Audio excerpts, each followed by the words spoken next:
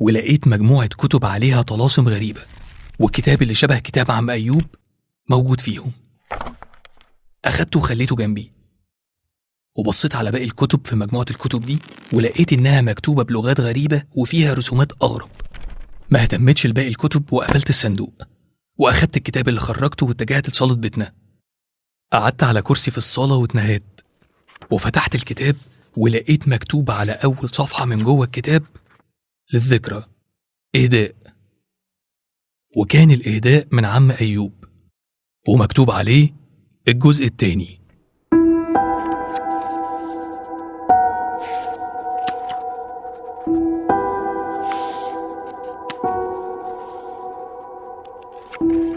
وتقريبا الكتاب اللي في مكتبة عم أيوب ده هو الجزء الأول. قلبت فيه شوية وما فهمتش أي حاجة، لا من المكتوب ولا من الرسومات اللي أغلبها شكل حشرات. فقلت ممكن يكون الجزء اللي معايا ده مرتبط بالجزء اللي موجود في بيت عم أيوب، وبدون تردد قررت أنزل من بيتنا. قلت ألحق أروح أشوف الجزء الأول من الكتاب اللي كان في مكتبة بيت عم أيوب قبل ما العزا يخلص. لكن لقيت الصوان بيتفك والعزا خلص. الوقت مر بسرعة من غير ما أحس. رجعت بيتنا وأنا مش عارف أعمل إيه ولا فاهم حاجة من الكتاب. دخلت على الإنترنت وفتشت بعنوان الكتاب، ولقيت إن أغلب الناس كاتبة إنه كتاب خاص بالسحر والمشعوذين. معقولة أبويا وعم أيوب يكون ليهم علاقة بالكلام ده؟ كملت بحث ولقيت أكتر من مقال بيطالب بإعدام الكتب دي عشان نتقي شرها، وتنبيهات إننا ما نقراهاش ولا نستخدمها. طيب لو أبويا وعم أيوب ملهمش علاقة بالكتب دي، ليه اسمهم موجود على الكتب؟ ملقيتش أي حاجة خاصة بمحتوى الكتاب ولا أي دلالة على الرسومات، وكل اللي لقيته تنبيهات وإرشادات وظواهر غريبة بتحصل للي قرأ أو هيقرأ، كنوع من أنواع التوعية إننا ما نقربش من الكتب دي. أو ممكن يكون كل الحكاوي دي كده عشان بس ما نقراش أو نفك طلاسم الكلام الموجود في الكتب دي. الفضول كان هيقتلني، فقررت أنزل من البيت وأروح لبيت عم أيوب وأعرف الكتاب اللي في مكتبته ده بيتكلم عن إيه، خصوصا لو كان هو الجزء الأول من الكتاب اللي معايا.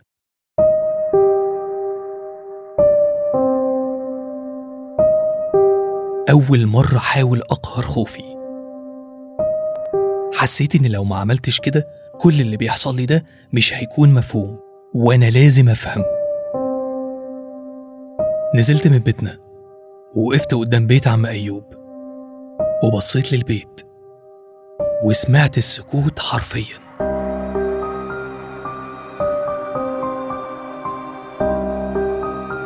المكان ضلمة، وكلمة مخيف دي قليلة، ده غير إن عم أيوب لسه متوفي فيه.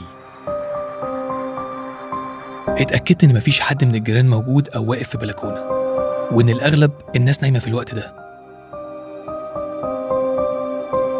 فتحت كشاف الموبايل وفتحت مسجل الصوت في الموبايل، وكأني بوثق آخر يوم في حياتي، وإن أي حد يلاقيني ميت فيسمع التسجيل يعرف إيه اللي قتلني. وما بين الرعب اللي أنا فيه والفضول إن أعرف محتوى الكتاب وإن أبويا له علاقة بكلام السحر ده ولا لأ، كنت باخد القرار بطلوع بيت عم أيوب ببطء شديد.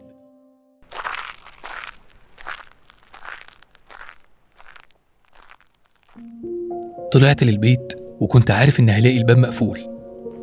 كنت سامع صوت أنفاسي والعرق في وشي مستخبي من جو الخوف اللي أنا فيه.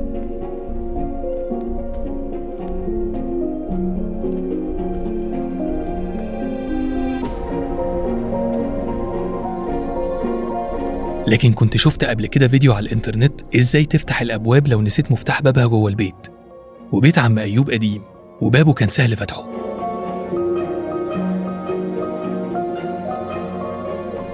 ركزت في اللي كنت عايز أعمله ومسكت كشاف الموبايل بإيد، والإيد التانية حاولت أفتح الباب،